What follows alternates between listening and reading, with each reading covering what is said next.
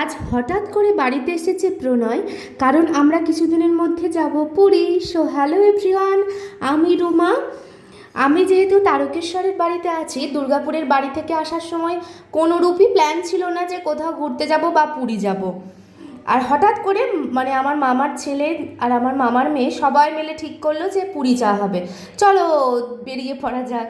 আর উঠলো বাই তো কটক যাই, তো বাঙালির স্বভাব, কি আর করা যাবে। তাই আমি সেভাবে কিছু শাড়ি বা কোনো চুড়িদার আনা হয়নি বা কোনো কানের কিছুই আনা হয়নি, সেই কারণে প্রণয় দিতে এসেছে। আর এই ভিডিওটা কিছুদিন আগের, যেদিনে আমাদের বাড়িতে পরের দিন ছিল, মানে দুর্গাপুরের বাড়িতে পরের দিন ছিল রান্না, তাই আগের দিন ডিম খেতে নেই, এবার সেই কারণে আর কি নিরামিষই খেতে হচ্ছে। আর এখন পাপাকে সেই জন্য দেখাচ্ছে যে কীভাবে নাম লিখতে হয়, কীভাবে কি কাজ করতে হয়, সমস্ত কিছু সে পাপাকে এখন দেখাচ্ছে। আর একটা বড় কথা হচ্ছে, মেহু এখন ফোন দেখে না।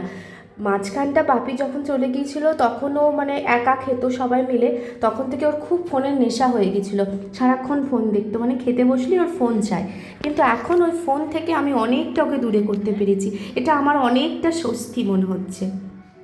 যেহেতু আজকে নিরামিষ হয়েছে, সেই কারণে মা আজকে বানিয়েছে ছোলার ডাল, আলু ভাজা, পটল ভাজা, বেগুন ভাজা আর মিষ্টি তো অবশ্যই। পরের দিন সকালে প্রণয় বাড়ি চলে যাচ্ছে, তার একটাই কারণ, ও আমাদের সঙ্গে ট্রেনে পুরী যাবে না, ও একবারে দুর্গাপুরে ওখান থেকে বাসে করে পুরী যাবে।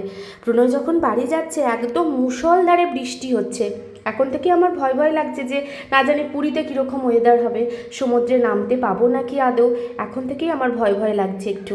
এই যে একটু অটোর জন্য অপেক্ষা করছি, অটো তো আসেনি, উপরন্তু ভিজে যাচ্ছি। অটো চলে আসতে প্রণয় এখন ছুটে অটো ধরলো, চলো টাটা।